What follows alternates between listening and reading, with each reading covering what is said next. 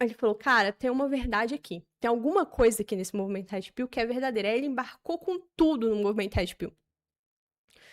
E descobriu que não era o suficiente. Eu já conversei aqui com vocês sobre isso. Eu acho que o movimento Red Pill, ele ecoa certa função desde a antiguidade, que é a função de denúncia do lado do mistério feminino negativo, vou usar essas palavras, tá?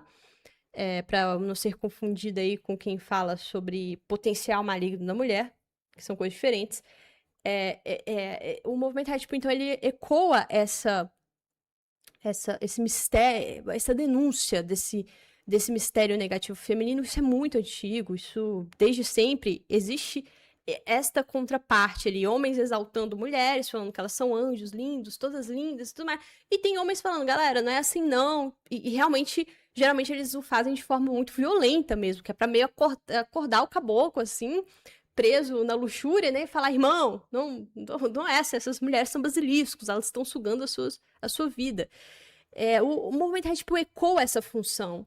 Ele ecoa hoje com muita violência, porque a vitimização da mulher, a ideia de que a mulher não é capaz de fazer o mal, isso é um traço moderno também, muito marcado, que eu consegui rastrear, assim, exatamente onde começa e exatamente os motivos pelos quais começa, aí vocês vão ter que ler meu livro.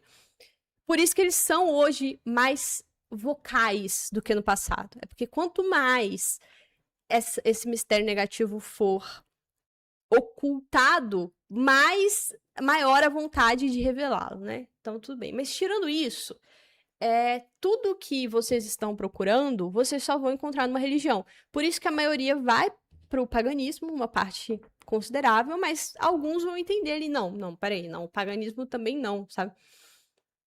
E vão chegar numa religião. E daí o Mike foi pro protestantismo durante um tempo, ele se batizou protestante, tá? Ficou um tempo ali.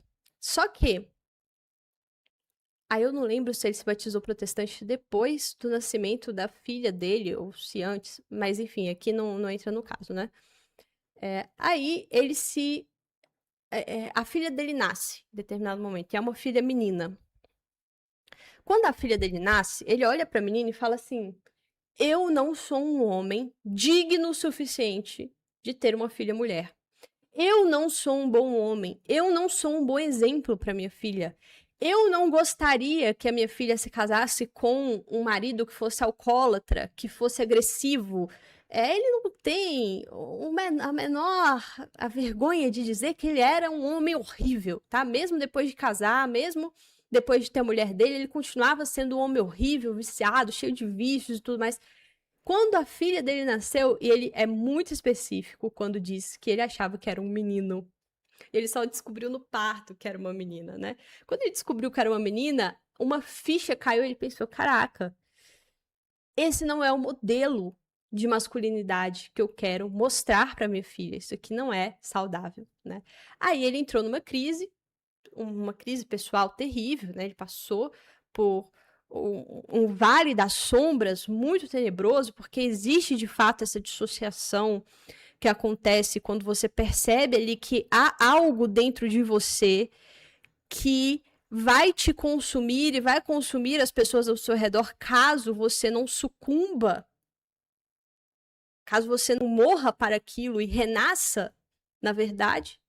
E olha só, este Vale das Sombras é o tipo de coisa que eu não recomendo para o meu pior inimigo, tá?